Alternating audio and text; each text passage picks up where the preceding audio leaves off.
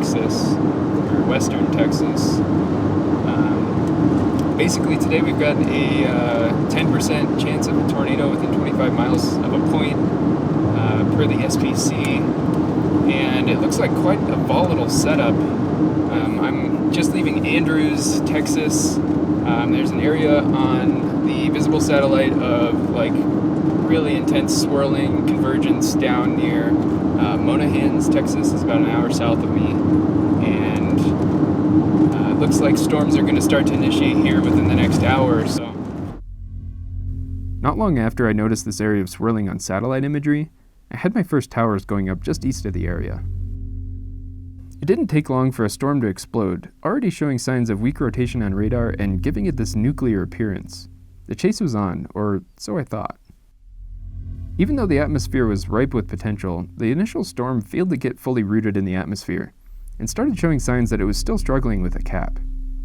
Soon after, our storm split, and more storms began forming in the same area, interfering with each other and prolonging any possibility that the storm would mature into a tornadic supercell. Unsure of what to do, I decided to get under the furthest south storm, since that's typically the strongest play. The only problem with this plan was that the hail core was currently sitting over the only road south, and I'd have to go through it to remain in position. It's gonna get loud. The hail was only supposed to be around a ½ inch, not enough to do damage, so I went for it.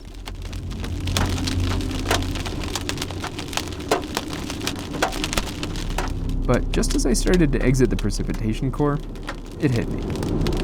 Oh! There goes the windshield. Yeah, that's not great.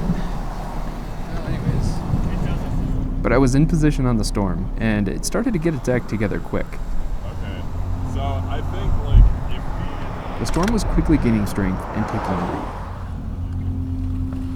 I met up with some friends as we sat underneath the base and watched it churn.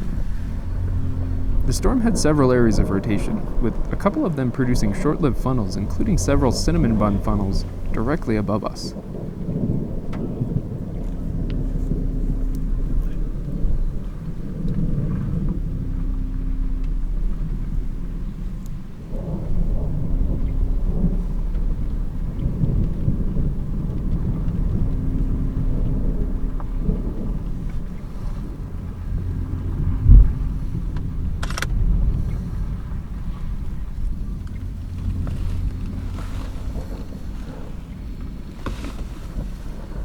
Our attention kept being drawn back and forth between the really nice looking occlusion directly to our north and the elongated base to our south that had already produced a brief funnel cloud.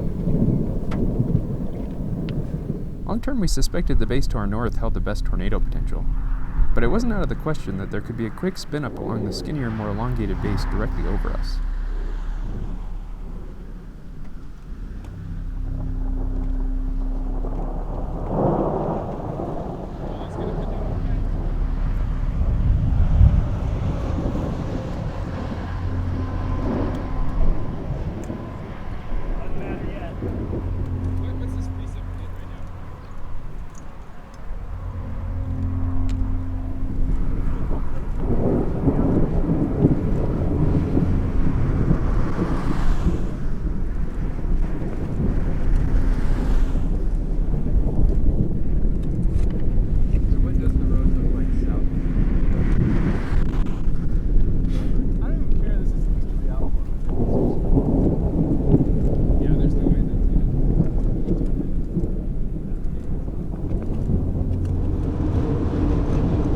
Circulation's trying to touch down.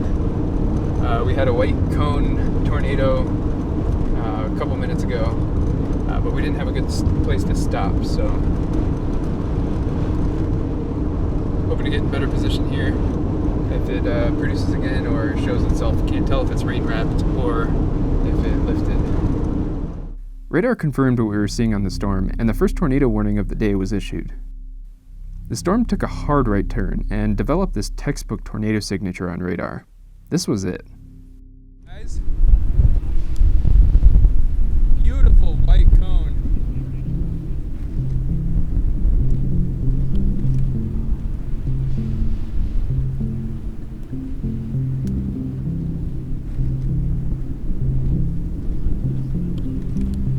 The This was one of the best views I've ever had through the RFD clear slot, with just a ridiculous view of the entire tornado cyclone.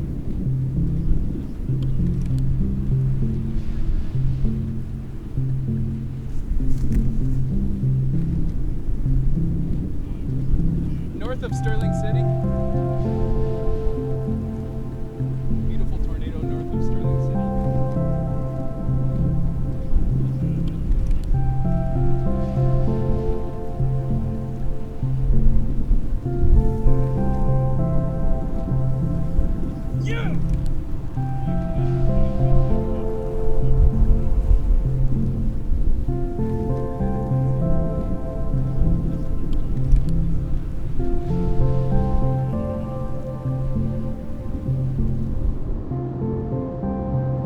Since the tornado had lifted, at least for the moment, we tried to reposition and get back out in front of the storm. The limited road network and chaser convergence made this a challenge though, but we were eventually able to find a solid road option that could get us back under the base.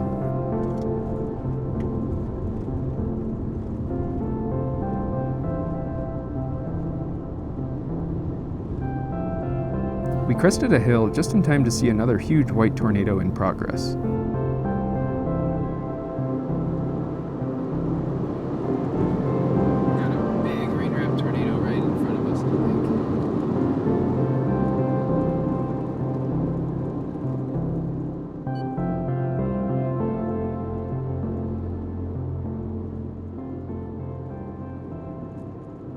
Once we got close enough to really get a good view though, the rain wrapped around the circulation and obscured the tornado cyclone. Sometimes in this situation, if you wait long enough, you can get a gap in the rain and get a glimpse of the tornado within. I wasn't fortunate enough to have this happen here, and I had to reposition once again. Once I was able to approach the storm again, this time northeast of Sterling City, it was no longer producing an obvious tornado on radar, but by this point, it was a structure fest.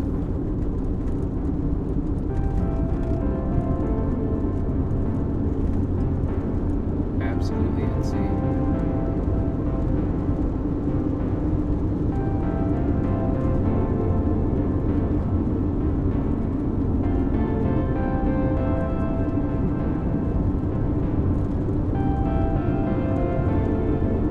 Chaser frenzy out here though. The storm produced a couple of convincing wedge-shaped lowerings as I chased into sunset, but images from other chasers' perspective show a lack of any ground contact.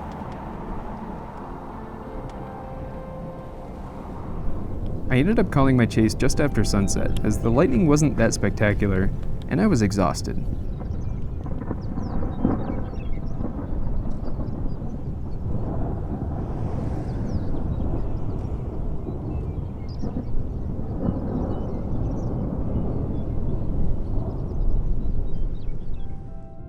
If you enjoyed this video, consider hitting the like button and subscribing to the channel. Thanks for watching, and I'll see you next week.